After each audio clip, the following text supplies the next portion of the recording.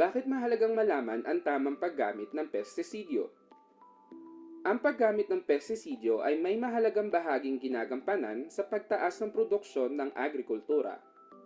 Gayunpaman, kung hindi wasto ang paggamit, ang mga pestisidyo ay maaaring humantong sa paglaganap ng mga peste, pagkalason ng tao at hayop, kontaminasyon sa lupa, tubig at hangin na naglalagay sa panganib sa kapaligiran at kalusugan ng tao. Sa pamamagitan ng gabay na ito, mabibigyang kaalaman ang mga manggagawa sa sektor ng agrikultura, partikular na ang mga magsasaka tungkol sa mga tuntuning pangkalusugan upang maiwasan ang anumang aksidente. Pagbili ng pestisidyo. Bilhin ng pestisidyo na angkop at ipinapayo lamang na gamitin. Huwag bumili ng may sira o depektibong sisidlan o lalagyan. Kung ibabiyahe ang pestisidyo, ilayo ito sa pagkain at mga pasahero. Tamang paggamit ng pestisidyo. Huwag gumamit ng pestisidyo nang walang sapat na kaalaman. Mahalagang basahin ang etiketa, tignan ang tagubilin at ang mga ipinapayong paraan bago gamitin. Obserbahan ang lagay ng panahon, partikular ang direksyon ng hangin. Ugaliing magbomba ng hindi pa salungat sa hangin. Hindi nire-rekomenda na gumamit o magbomba ng pestisidyo ang mga bata. Isarado ang bahay kung may nagbobomba malapit dito. Laging hugasang mabuti ang kamay at parte ng katawan na maaaring nabahira ng pestisidyo pagkatapos gumamit o magbomba. Ihiwalay ng labahan ang mga kasuotang ginagamit sa pagtatrabaho sa bukid, lalo na ang ginagamit kapag nagbobomba ng pestisidyo. Banlian kung maaari bago tuluyang labhan. Kasuotang pamprotekta sa katawan. Gumamit ng kasuotan bilang pananggalang sa katawan katulad ng mahabang manggas, pantalon, bota, guwantes, maskara, sombrero, respirator, at iba pang pamprotektang kasuotan. Pagsukat at paghalo ng pestisidyo. Gumamit ng angkop na kagamitang panukat at panghalo. Sukatin ang pestisidyo at ibuhos agad sa tangke na may bahagyang tubig. Tandaan, laging sundin ang tamang timpla ayon sa etiketa o label. Isaradong mabuti ang mga pakete at takip ng bote ng pestisidyo pagkatapos gamitin. Ang pulbos ay dapat ihalo muna sa kaunting tubig bago tuluyang ilagay sa tangke na pambomba. Lagyan ng tubig ang tangke ayon lamang sa dami at haluing mabuti. Hugasan ang lahat ng kagamitan pagkatapos gamitin sa lugar na malayo sa tirahan, balon, daanan ng tubig at pananim. Ang mga kagamitang ginamit para sa pestisidyo ay hindi na dapat gamitin pa sa ibang bagay. Huwag hipan ang baradong tubo. Gumamit ng tamang pansundot sa bara ng nozzle. Pangunang lunas. Huwag bigyan ng anumang inuming may alkohol o gatas ang pasyenteng inaakalang nalason. Ang maling paggamot ay maaaring magpalubha pa sa kalagayan ng pasyente. Kapag nasabuyan, agad ilayo ang pasyente sa lugar na pinaggagawaan. Hugasan ng malinis na tubig ang mata na nasabuyan ng pestisidyo sa loob ng 10 minuto. Alisin ang natapunang damit at hugasan kaagad ang balat. Tumawag kaagad at ipakita sa manggagamot ang etiketa ng nakapinsala o nakalasong pestisidyo. Pagtatapon ng basyong lalagyan. Butasan o basagin ang mga basyo at ibaon sa lupa. Huwag sunugin ang mga basyong lalagyan sapagkat ang usok nito ay makakasama sa katawan kapag ito ay nalalanghap. Sa pagbabaon ng mga lalagyan o basyo, kailangan ang lalim ng hukay o pit ay 1 metro kwadrado. Lagyan ng ilalim ng 2 hanggang 3 sentimetrong apog o lime at 5 hanggang 10 sentimetrong kusot o sodas. Ito ay magsisilbing palagiang tapunan ng basyo ng pestisidyo. Ang hukay ay dapat malayo sa daluyan o kuhanan ng tubig. Paano malalaman na kalidad o hindi peke ang mabibiling pestisidyo? Upang matiyak na epektibo at hindi peke ang mabibiling pestisidyo, ang mga mamimili ay dapat siguraduhing rehistrado ang produkto ng Fertilizer and Pesticide Authority o FPA at bumili lamang mula sa mga dealers at distributors na lisensyado rin ng FPA. Sa pagsusuri ng mabibiling produkto, dapat ay isaalang-alang ang mga sumusunod. Una, suriin ang basyo ng pestisidyo kung may nakalagay na FPA registration number at i-verify ito sa FPA website gamit ang link na inyong nakikita. Pangalawa, tignan kung nakalagay ang mga sumusunod na impormasyon sa basyo: trade name, precautions, warning o babala, symptoms, first aid, hazard symbol, directions for use, frequency and method of application, compatibility, at name of manufacturer.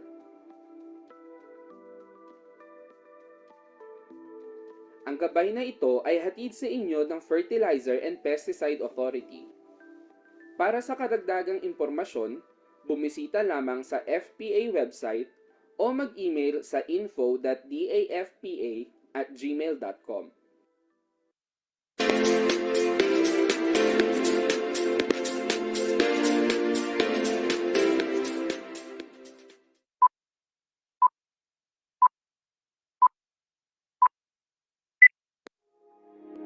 Isang masagana at mapagpalang tanghali po sa ating lahat. Kayo po ay nakatutok sa FPA Webinar Series Season 4, kung saan pag-uusapan po natin ang frontline services ng Fertilizer and Pesticide Authority. Bago po tayo dumako sa ating talakayan, atin munang kakamustahin ang ating mga Zoom participants. Isang like reaction naman po dyan. Ayan. So, syempre, hindi natin kakalimutan ng ating mga Facebook Live viewers. Kamusta po kayo ngayon? So, we hope po na masarap ang tanghalian ng lahat ngayon. So, muli ako po si Ella Santiago, ang Information Officer 1 ng FPA at ang inyong host for this year's season. Okay, so, ayan. Mukhang handa na po ang lahat. So, kung meron po kayong mga katanungan, maaari kayong mag-message sa ating chat box at sa ating comment section. So, para po sa ikalawang episode ng ating webinar series, pag-uusapan naman natin ang isa sa mga frontline services ng FPA, ang License to Operate ng Pesticide Regulations Division. So, let's all welcome po Ma'am Lovely R. Luar Perez. Ayan, welcome to the program, Ma'am Lovely. Magandang hapon, Miss Ella. Kamusta naman po kayo ngayong tanghali? Mabuti naman. Masarap po ba yung lunch nyo today? Nagpakabusog ako bago ako pumunta dito. Mabuti po yan. So, bago po tayo magsimula, may gusto po ba kayong batiin? Magandang hapon sa ating mga Facebook viewers at saka sa mga participants natin sa Zoom. Sana marami kayong matutunan sa session natin ngayong hapon. Ayan. So, simulan na po natin ang ating talakayan for this afternoon dahil alam ko pong excited na ang ating mga viewers at Zoom participants. So, una po sa lahat, Ma'am Lovely, ano po ba ang license to operate for pesticide? Dito sa atin sa FPA, para matiyak na ligtas yung paghawak o paggamit ng pestisidyo, tayo ay may tinatawag na regulations o regulasyon sa mga pesticide handlers, sa dealers, sa mga pest control operators, and drone spray operators. So, ito ay ginagawa natin sa pamamagitan ng licensing system. So, ang sistemang ito ay tumutulong sa atin para makasiguro na ang mga naghahawak o yung mga nagbebenta ng pestisidyo, may sapat silang kinakailang technical na kaalaman. Sa pamamaraang ito ay natataguyod natin na yung katiyakan na lahat ng mga nasasangkot sa industriya ng pestisidyo ay may sapat na kaalaman at pagsasanay na nakakatulong sa pangkalahatang kaligtasan at responsableng paggamit ng mga pestisidyo sa agrikultura. So, bakit po ba importante ang license to operate for pesticides? Unang-una sa lahat, kaya siya importante, kailangan natin sumunod sa batas. So, ipakita ko sa inyo itong Presidential Decree 1144 Series of 1977. So, according to Section 9, no person shall engage in the business of importing, manufacturing, formulating, exporting, repacking, distributing, storing, or selling any pesticides, fertilizer, and other agricultural chemicals except under a license issued by the authority. So, a separate license shall be required for each establishment or place of business subject to these rules to be conspicuously displayed therein. And all commercial applicators of pesticides shall apply for a license in a form to be supplied by the authority and shall obtain a commercial applicator's license and be assigned a license number by the authority before such person shall perform services as a commercial applicator. Each commercial applicator shall obtain a license for each place of business maintained in the Philippines. Okay po. So, kailangan po talaga nating sumunod sa batas, kaya kailangan po natin ng license to operate. So, ano naman po yung mga different licenses na ini-issue ng Pesticide Regulations Division? So, meron tayong iba't ibang klase ng lisensya na ini-issue sa mga pesticide handlers and dealers. So, meron tayo sa ngayon na 13. So, we have LTO4 or License to Operate para sa Pest Control Operator, sa Drone Spray Operator, sa Importers, Exporter, sa mga indentor or local subsidiary or representative, national distributor, area distributor, importer and user or institutional user, manufacturer, formulator, repacker, and extruder and dealer. Itong mga lisensyang ito, meron silang mga prerequisite. So, bago nyo yan makuha, merong mga kinakailangang i-comply. Una dito, yung accreditation, yung warehouse registration, at saka plant inspection. So, i-define ko lang or i-describe ko ng konti kung ano ba ibig sabihin ng mga activities or lisensyang sinabi ko kanina.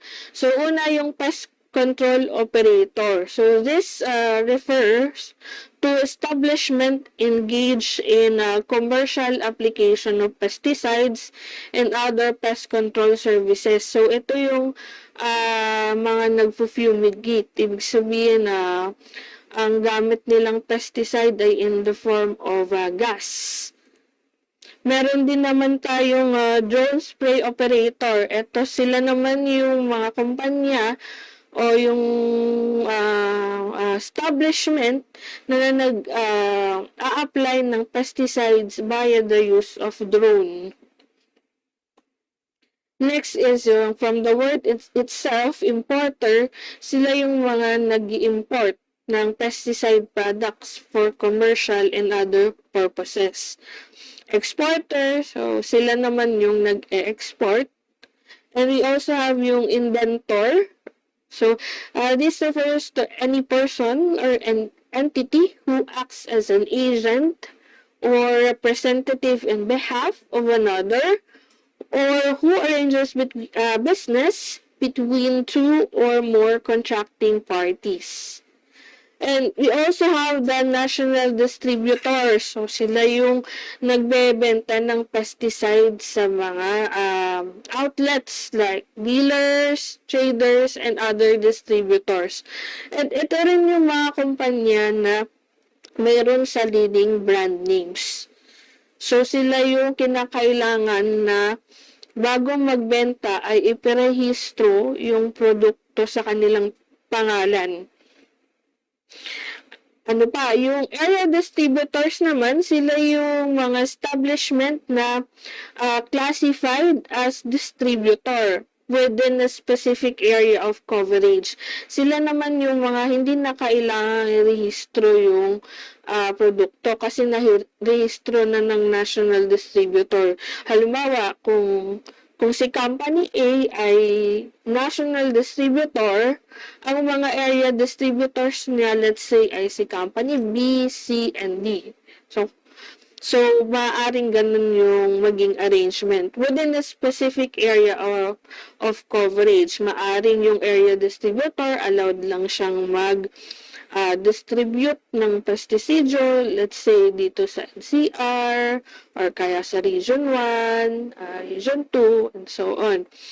Meron din tinatawag na importer and user. So, this refers to commercial plantations which import and use the pesticides directly, or they can be also private research institutions or companies that import or use pesticides for testing purposes.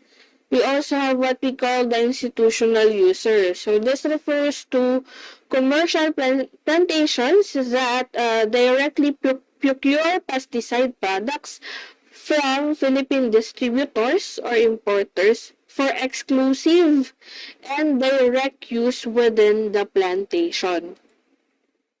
We also have the manufacturer. So, pag sinabing manufacturer, sila yung mga establishments na nagmamanufacture ng tinatawag nating active ingredients.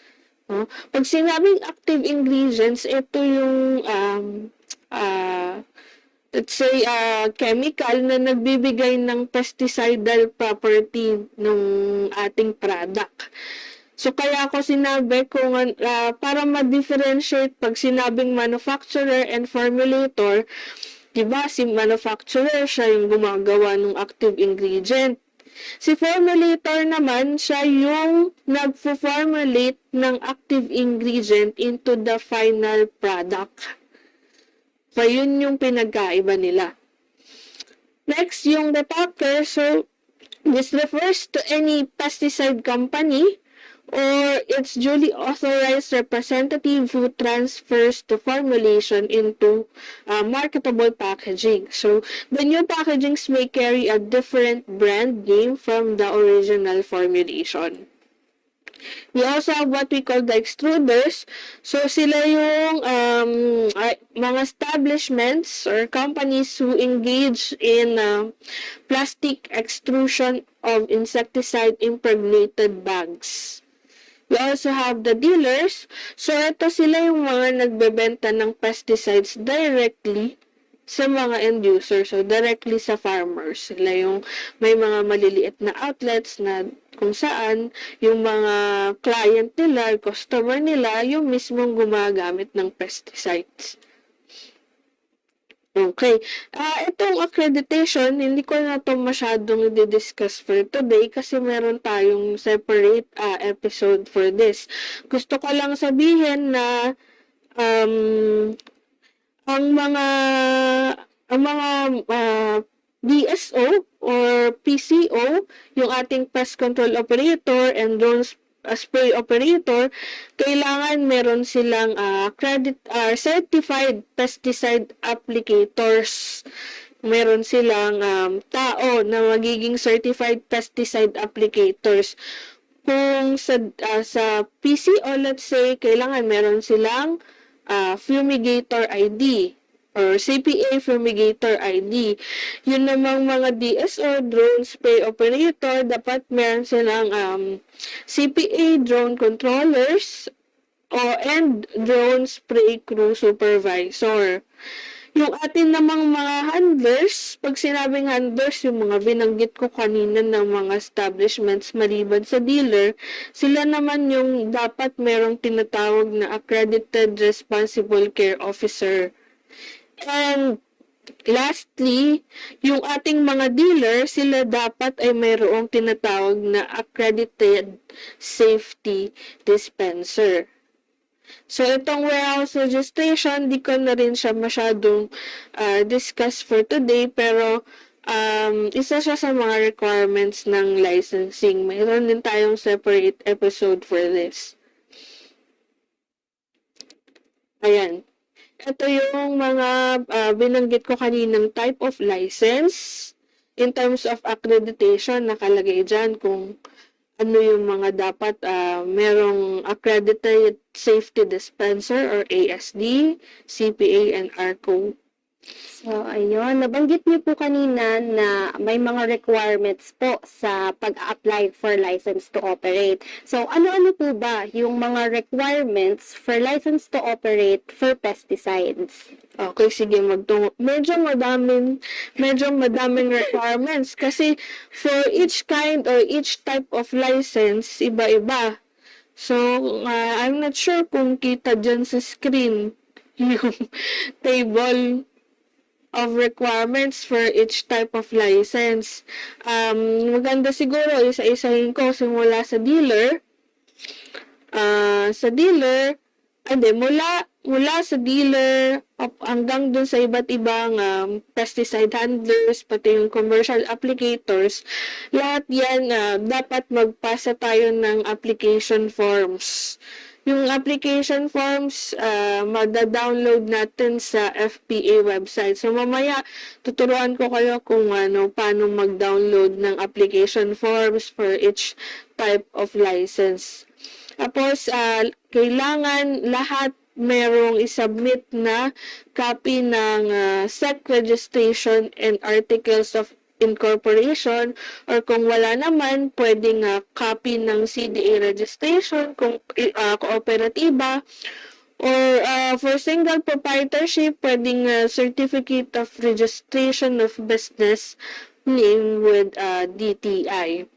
Ito ay para sa kung halimbawang ang sa inyo ay meron kayong SEC registration and articles of incorporation, sa mga bago, nare-require namin sa FPA na ipasa yung SEC registration, yung mismong registration certificate, pati yung kumpletong articles of incorporation. Ito yung para sa mga bago pa lang na magpapalisensya. Pero kung renewal na or dati nang may license, gusto lang i-renew yung lisensya,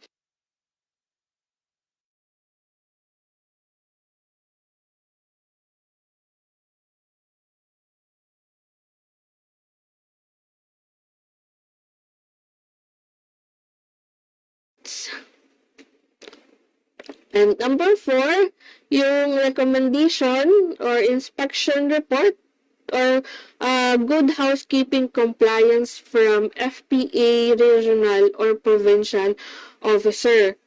Itong number 4 na requirements ay related ito doon sa mga kailangan ng warehouse registration.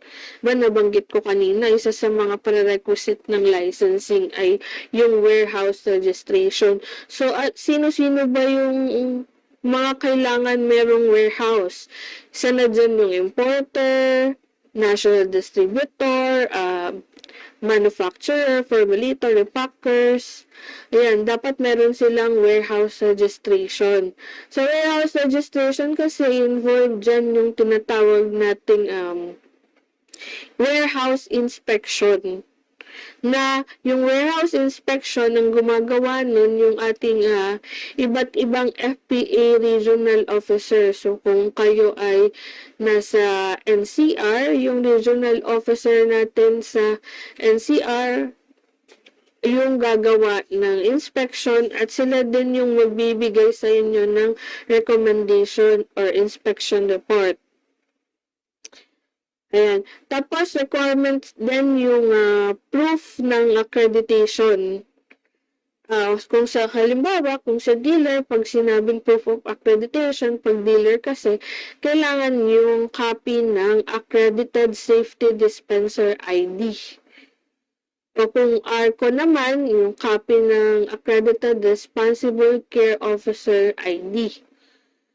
Kung drone spray operator naman or pest control operator, kailangan ng CPA, copy ng CPA IDs. What else? Para sa mga importer, national distributor, and exporter, kailangan namin ng copy ng distributorship agreement or certification from the pesticide supplier. O pag sinabing supplier, kung halimbawa nga yung produkto ay imported, yung foreign supplier, yung makikita dun sa yung distributorship agreement nyo with the foreign supplier, yung kailangan namin. What else? Kailangan din namin ng valid warehouse registration certificate. Yan ay para sa mga handlers. Yung importer, national distributor, manufacturer, formulator, and repacker. And dapat, higit sa lahat, meron kayong valid product registration. So, kung halimbawa kayo ay bago, mag-a-apply kayo parehas ng product registration o kaya at license to operate, yung inyong product registration certificate at saka yung license to operate ay sabay na mai-issue or ma-release sa inyo kung lahat ng requirements ay naipasa na or kompleto na, wala nang kulang. What else? Dun sa ating mga tinatawag na, dun sa ating mga handlers na merong na-involve sa manufacturing, formulation, repacking, and extrusion, sila yung kinakailangan mag-undergo ng plant inspection. O di ko na siguro i-elaborate kung anong ginagawa dun sa plant inspection. Ang kailangan nyo lang malaman ay yung during the plant inspection, i-check po ng FPA kung yung ating planta or yung ating activities na ginagawa sa planta related to pesticide handling is in compliance with the occupational health and safety requirements of the FPA. In terms of that requirements, makikita nyo po yung requirements namin in relation to occupational health and safety sa FPA Green Book o yung Pesticide Policies and Implementing Guidelines po ng FPA. Aside from that, dun sa mga nabanggit kong nag-engage sa manufacturing, formulating, repacking, and extruding, isa sa mga requirement namin na meron silang occupational health and safety program. Kung sakali na kayo ay isa sa mga establishments na nag-undergo ng labor inspection by DOLE, so maaaring yung ipinapasa nyo sa DOLE ay yun na rin yung ipasa nyo sa FPA kung sakali. What else? Meron kaming nare-require na mga medical health examinations at saka certificate of fit to work. So, dun sa mga medical health examinations, isa sa mga requirements yung complete and a thorough physical examination. And aside from that, yung mga laboratory test. Itong mga medical health examinations and certificate of fit to work ay related to sa kung sino yung directly nag-handle ng pesticides sa manufacturing plant, formulation plant, or repacking. So, sila yung kailangan mag-undergo ng medical examinations. Mabanggit ko lang sa laboratory test, this includes test on hematology, chest x-ray, urinalysis, fecalysis, and biochemical monitoring. Okay? And next, doon sa monthly pest control operation report, actually, ito ay requirement lamang namin sa mga DSO and PCO, yung Bull Spray Operator and Pest Control Operator, na magre-renew ng lisensya. Siyempre, kung bago pa lang kayo na magpapalisensya, wala pa kayong monthly pest control operation report. At ang aming pong ini-issue'ng lisensya ay may kalakip na filing and license fee. So kapag ipapasa nyo po itong inyong mga application requirements, meron po itong kaukulang filing fee. At kapag naman kukunin nyo na, let's say na-inform na kayo na pwede nyo nang kunin yung inyong mga lisensya, meron naman kayong babayaran na license fee para ito sa mga bago. Kung renewal naman, kung ang inyong isasabit ay requirements ay para sa renewal na ng license, ang sisingilin na lamang po namin ay yung license fee na lamang. So, katulad ng sinabi ko kanina, yung mga checklist po ng requirements, kung may additional po kayong katanungan, pwede nyo pong tingnan yun sa aming FPA Citizens Charter or FPA Green Book. Sa Green Book po, makikita nyo siya sa page 281 to 297. Tapos po yung mga application forms for each type of license, mada-download nyo po directly from the FPA website. So, pakita ko lang po yung ating mga filing fee and license fee. So, for the filing fee, for new applications, yung filing fee po natin ay per activity. So, kapag manufacturer ang ina-apply ang license ay ang filing fee ay 7,500. Gayon din sa formulator and repacker at institutional users. For other activities, ang filing fee po ay 2,000. So, kung halimbawa, dalawa po yung inyong activity, importer kayo at the same time national distributor, ang filing fee nyo po ay 4,000 in total. That is 2,000 for importer and 2,000 for national distributor. Kung halimbawa naman po ang ina-apply nyong license ay as importer, manufacturer, formulator, and national distributor, so ang magiging license fee po natin ay 4,000 plus 7,500 plus another 7,500. Magkano yun, Miss Ella? Total natin. po ako sa matina. 15,000 plus 400, that is 19,000. Ayun. So, bali yung filing fee po natin ay per activity. Then, yan po ay filing fee pa lamang. Ngayon naman, dun sa license fee, yung ating license fee kasi ay depende dun sa i-declare nating capitalization. So, kung meron po tayong 4 layers or 4 ranges. So, kung ang capitalization na nilagay nyo dun sa application form ay over 5 million, yung first activity po natin, ang license fee ay 8,500. At yung additional activities po ay 5,000. Kung 1,000 to 5 million naman lang po ang capitalization, yung first activity po natin ay 5,500. Yung mga sumunod po ay 4,000. So, iba naman po yung license fee kapag 500,000 to 1 million, and 500,000 and below capitalization.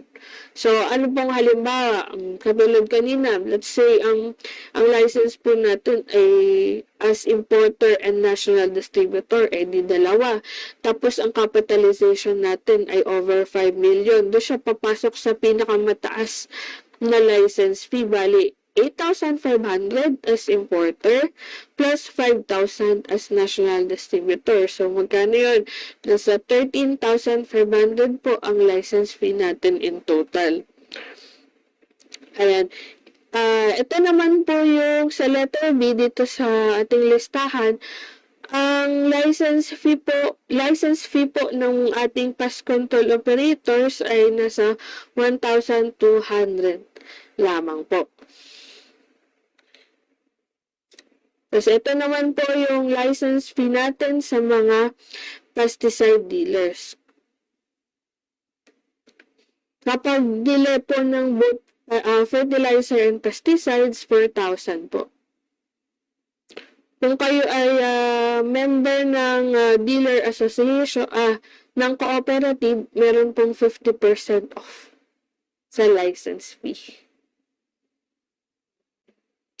Ang dami po palang kailangang bayaran kapag papasok ka sa pesticide business. Totoo yan. Depende kung anong klase pang activity yung gagawin mo. Opo, kung ano po yung type of handler yung a-applyan mo. Tapos kung marami pong type kang a-applyan, mas malaki po yung fee na kailangan mong bayaran. Totoo po yan. So, syempre po, kapag nag-apply sila for a license, hindi po mawawala yung mga license to operate na forms. So, paano po ba sagutan ang mga license to operate forms? Same. Okay. Pakita ko lang ito yung mga sample ng mga nire-release nating licenses. So, punta tayo doon sa tanong ni Miss Ella na paano daw mag-fill in ng application forms. Ito yung sample ng application form, pero turuan ko na kayo paano mag-download at mag-fill in ng isa mula sa FPA website. So, punta po tayo sa FPA website. Sa Fertilizer and Pesticide Authority.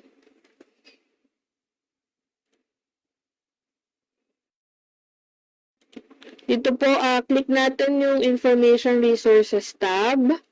Punta tayo dun sa pinakababa, yung downloadable forms. Para sa pesticide application forms, nandito siya sa, I think, pangalawa. Ayan, pangalawa. Or let's say, ang applyan nating license ay as a national distributor. So, click lang natin itong application for Agricultural Pesticide National Distributorship License. Ayan, i-download po natin siya. Click nyo lang po yung download arrow. And then save. Buksan natin siya dun sa downloads folder. Ito na siya. Inform ko lang po kayo na yung ating application form ay in PDF format. So, ma-edit nyo siya using Adobe Acrobat. So, para mag-edit, click nyo lamang po itong type text. Itong may symbol na letter A na nakabox. Tapos, ayan, ready na po tayong mag-fill in ng application form. O, let's say tayo ay bago lang na mag-apply ng lisensya. So, meron ditong dalawang type ng product to referring to conventional pesticide or yung tinatawag na PIP or Plant Incorporated Protectants. Itong conventional pesticide, ito yung mga chemical pesticides or yung mga usual na pesticides na ginagamit. Pero ito namang PIP, ito yung karaniwan ay mga seed products na na may pesticidal property. Sana dun yung BT corn or BT eggplant. Yun. So, check lang muna natin yung conventional pesticide. Tapos, piliin natin to, i-check din natin tong new. For number 1, business name of applicant, lagay lang po natin dito yung ating company name. So, lagay natin halimbawa,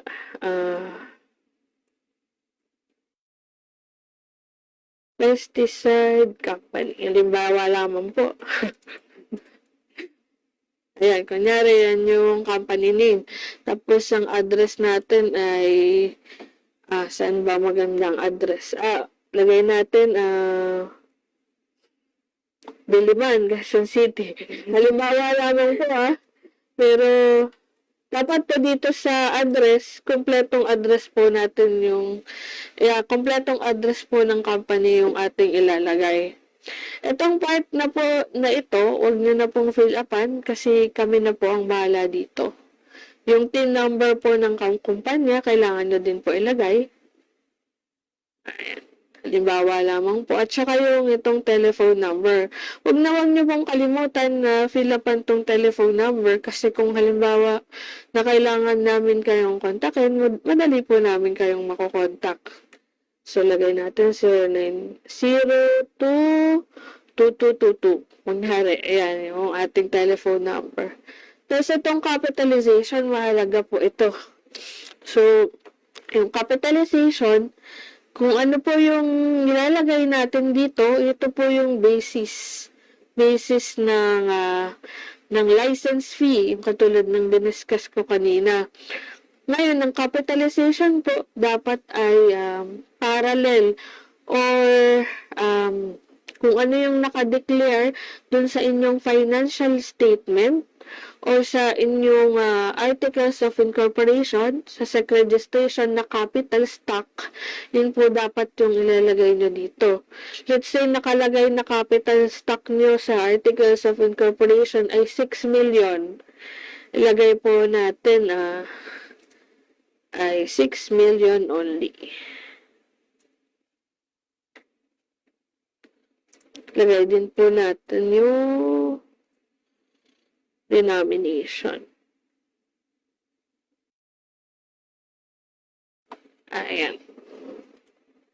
Suppliers represented, ito po yung pinagkukuhanan ninyo, let's say, ng produkto. Kunyari, galing po ito sa isang kumpanya, let's say, sa India. Maglagay lang po tayo ng sample.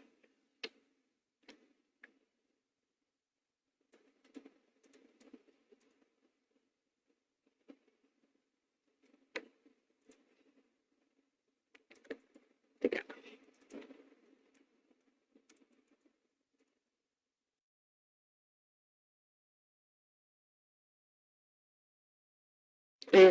Kunyari, Pesticide Company India Limited.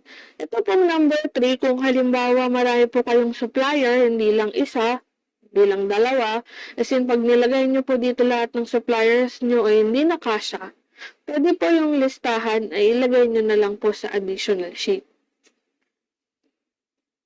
Ganun din po dito sa number 4, yung area distributors. Maglagay tayo ng isa. Area distributor A. So, kung meron kayong maraming area distributors, hindi isa or dalawa, mas marami pa, pwede rin siyang ilagay sa additional sheet. Gayon din po sa warehouse. Dito po sa warehouse, kailangan po ilagay natin kung ano yung exact and complete address ng ating warehouse. Ngayon din, kung hindi kasya tong space na to, pwede nyo siyang ilagay sa additional sheet. Tapos, list of registered products. Kung kayo po ay bago, as in bago, lalagay nyo po dito yung kung ano yung mga brand names ng pesticide products na inyong ipaparehistro. So, lagay natin halimbawa product A yung brand name. Kung marami at di kasya, pwedeng ilagay sa additional sheet. Tapos, kung bago po, pwede nyo rin ilagyan ng remark na with application for registration.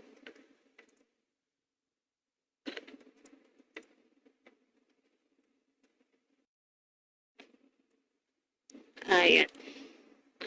Tapos, number 7, dahil kayo ay nag-apply as national distributor, requirement po ay pagkakaroon ng accredited responsible care officer. So, ilalagay nyo po dito yung name ng inyong ARCO. So, halimbawa, ito, lagi na lang si Juan de la Cruz. Ang dami niya ng trabaho. Kung halimbawa si Juan de la Cruz po yung ating ARCO, ilalagay po natin yung name ng ARCO at i-attach po natin yung copy ng kanyang accreditation ID.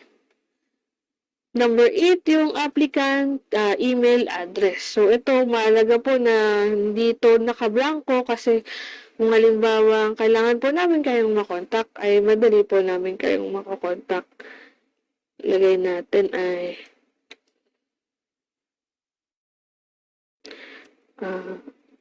halimbawa, ito yung email address, pesticidecompany@gmail.com. Okay. Tapos, number 9 is yung lang naman ito, privacy notice and consent to use data. And number 10 is the consent to process and share data. So, kailangan po dito isulat yung printed name ng ating contact person or company representative at yung kanyang pirma. So, halimbawa, yung ARCO na rin yung contact person or representative. Lagay po natin si Juan de la Cruz. So, kailangan din po may pirma niya.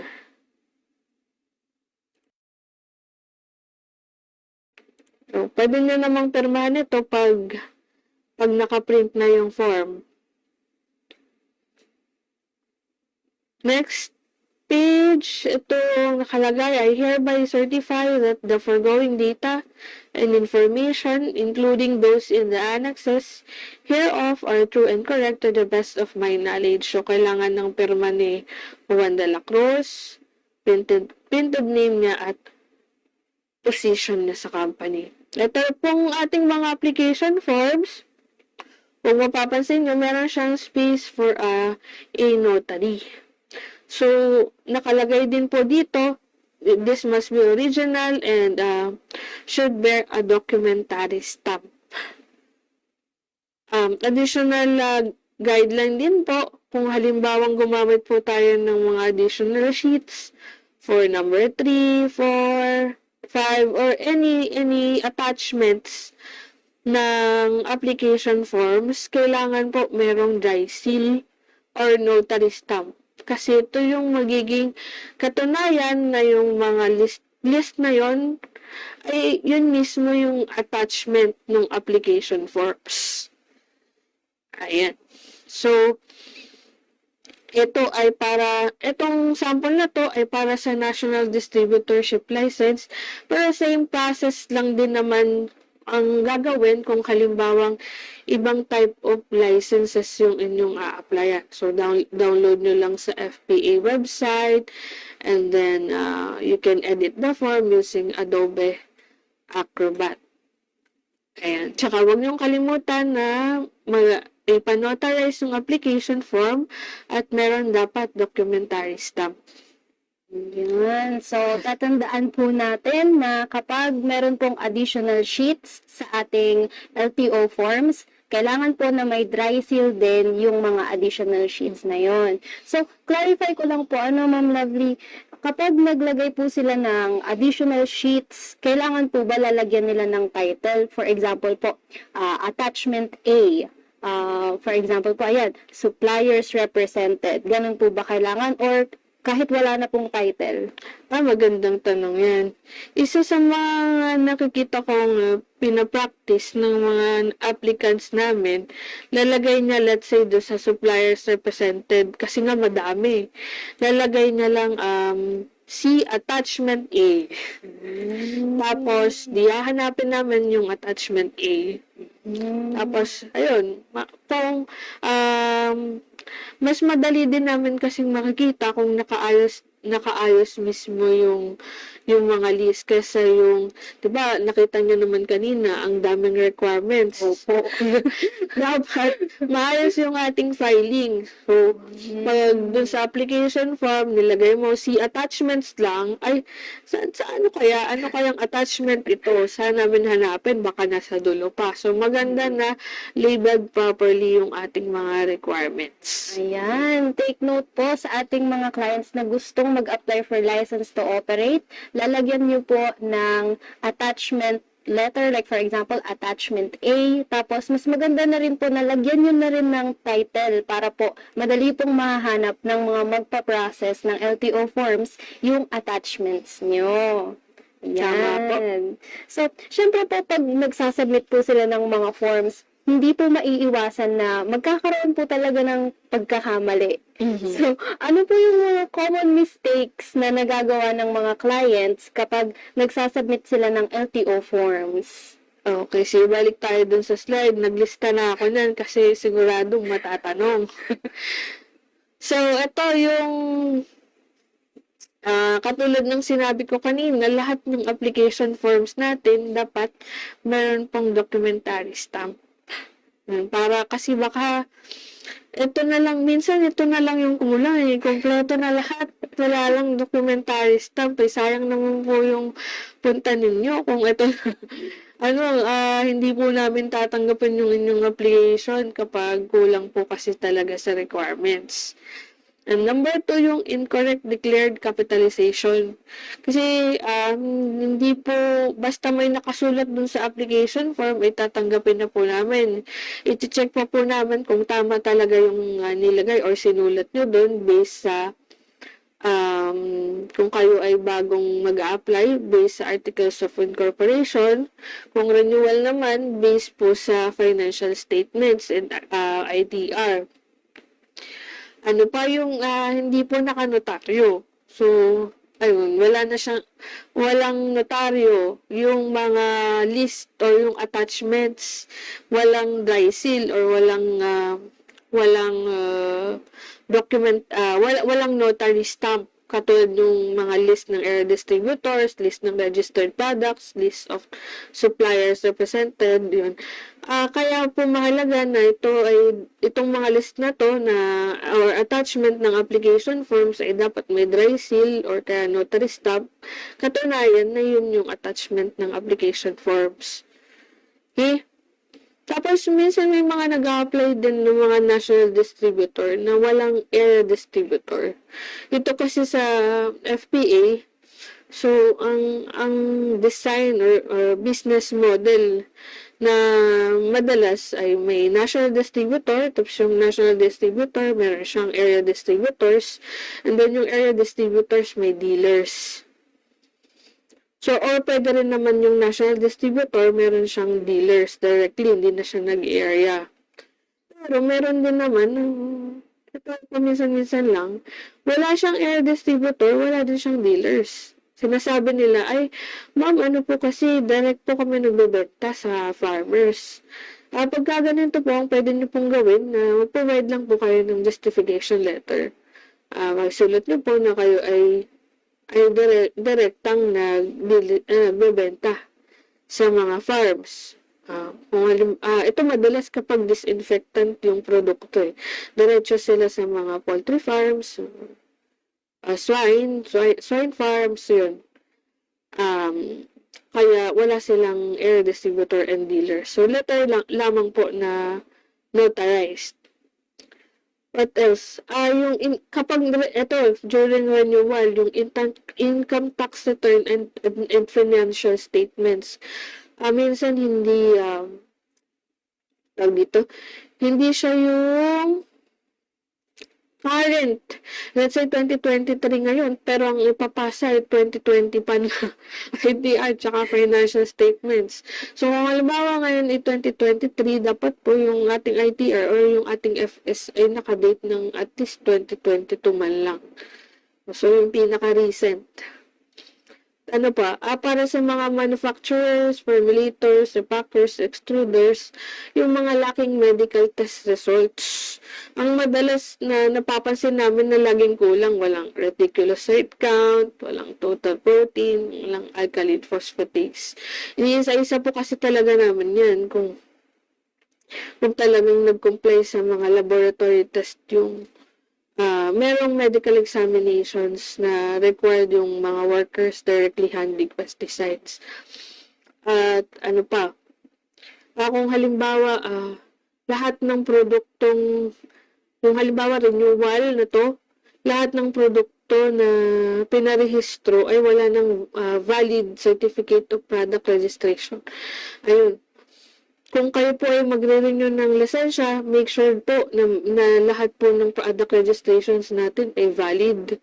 Kasi hindi mo rin namin kayo i-issuehan ng lisensya kung yung ating mga produkto na nakarehistro dito, pinahid-rehistro dito sa FPA ay expired na po yung rehistro or certificate of product registration. Okay? Yan lamang po. Ganun po pala yung mga common mistakes nila. So, in terms naman po sa documentary stamp, kasi naranasan ko rin po yun, naghagilap po ako ng documentary stamp, tapos hindi ko po alam kung saan kukuha. So, saan po kaya sila pwedeng kumuha ng valid na documentary stamp? Ang alam ko nun, sa BIR kasi yan nanggagaling. Actually, ang hirap nga talaga maghanap kung saan bibili ng documentary stamp. Pero as much, yung pagkakaalam ko, yun, so dapat to make sure na valid or hindi peke yung ating documentary stamp, sa BIR na po tayo bumili. Para So, sure. take note po, kung documentary stamp po, magtanong na po kayo agad sa BIR. Since pupunta rin po sila sa BIR bago po sila magpa-license to operate, tama po ba? Yes, So, okay. siguraduhin nyo na po yung documentary stamp nyo from BIR para po hindi po kayo, pagdating nyo po sa Pesticide Regulations Division, tuloy-tuloy na po yung proseso ng mga forms nyo. So, syempre, hindi po matatapos ang ating programa ng hindi natin tinitingnan kung may questions ba ang ating mga Zoom participants. So, from Sir Mark Anthony Pasio, tama po ba? Pasio? O, yan. Ang question po niya is, regarding po sa LTO, need ba ng license to operate kapag in-house pest control na ginagawa sa planta or sa mga service provider lang yung pagkuha ng LTO? Nagbibigay po kami ng license to operate as pest control operator kapag yung a-applyan ng pestisidyo ay mga agricultural products. Yun po. Kapag related dito sa household, or yung mga lugar or yung mga produkto na FDA ang nagre-regulate, ay hindi po kami nag-i-issue ng license to operate. Yan. So, may another question pa po siya. So, CPA fumigator po siya. And just in case po ba na wala daw po siya sa company, pwede daw po ba siyang mag-conduct ng pest control operation like sa mga residential or mag-offer ng pest control service sa ibang company? Need po ba ng LTO nun? Kailangan kasi bago ka maging commercial applicator, meron kang license. Yun nga lamang, kapag FPA kasi, kami ay nagbibigay lang, kaya nung sinabi ko kanina, nagbibigay lang kami ng LTO dun sa mga fumigator ng agricultural produce at hindi dun sa mga nasasakop na produkto ng FDA. So, another question po from Yay Beltran. Anong LTO daw po ba ang dapat applyan kung disinfectant po yung product na i-register? Okay. So, kung disinfectant, kung ang produkto ay galing or i-import pa sa ibang bansa, kailangan nyo mag-apply ng license as importer. Then, syempre, kailangan nyo din mag-apply ng license as national distributor kasi ibebenta nyo yung pesticide. Kung halimbawa naman, yung pesticide ay yung disinfectant. Kung ang halimbawa naman, yung inyong supplier ay kung sakali yung kanyang disinfectant ay registered na sa FPA, tapos gusto nyo i-benta yung registered product na yun, pwede po kayong maging area distributor nila. O kaya naman po ay dealer, nasa sa inyo na po yun kung ano po yung gusto ninyong gawin. Okay. So, isa pa pong question from Phoebe De La Cueva from Leeds AgriVentures po siya. Just want to ask if pwede din daw po ba yung ARCO ID ang gagamitin sa pag-apply ng LTO as pesticide dealer? Pag dealer po kasi ang kailangan po natin ay ASD. Hindi po ARCO. Iba po yung ARCO sa ASD. Tama po, Miss Ella? So, specific po na kapag pesticide dealer ay ASD ID po yung kailangan. And last po, ano daw pong pwedeng gamitin na pest control for food warehouse? Pest control for food warehouse. Depende po kasi yan sa kung ano pong peste yung ating i-control eh. Hindi po ako pwedeng mag-recommend ng ng produkto basta-basta. Baka ako'y makot na, ang FPA may pinapromote na produkto. Bawal po sa amin yan.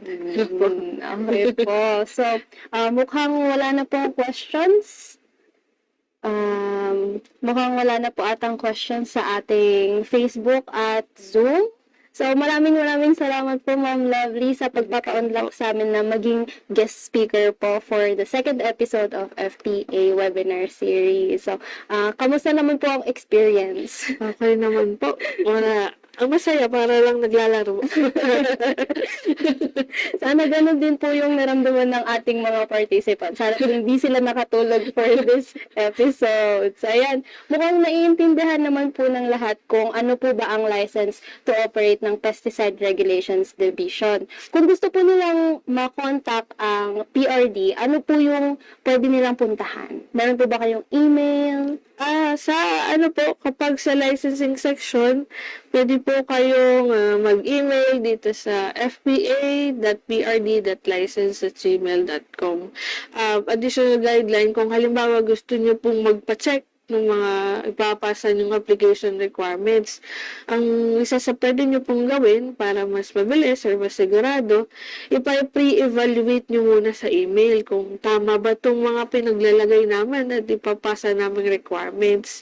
Para bago kayo magpunta dito sa aming opisina, sigurado na po or na-check na po namin through email yung inyong application para hindi po kayo magpabalik-balik. So, syempre po minsan pag nag-i-email po sila, may tendency na natatambakan yung email nila. So, ano po kaya yung pwede nilang ilagay sa subject ng email nila para makikita nyo po agad? Pwede nyo pong ilagay na sa license to operate, tapos kung ano pong activity yon.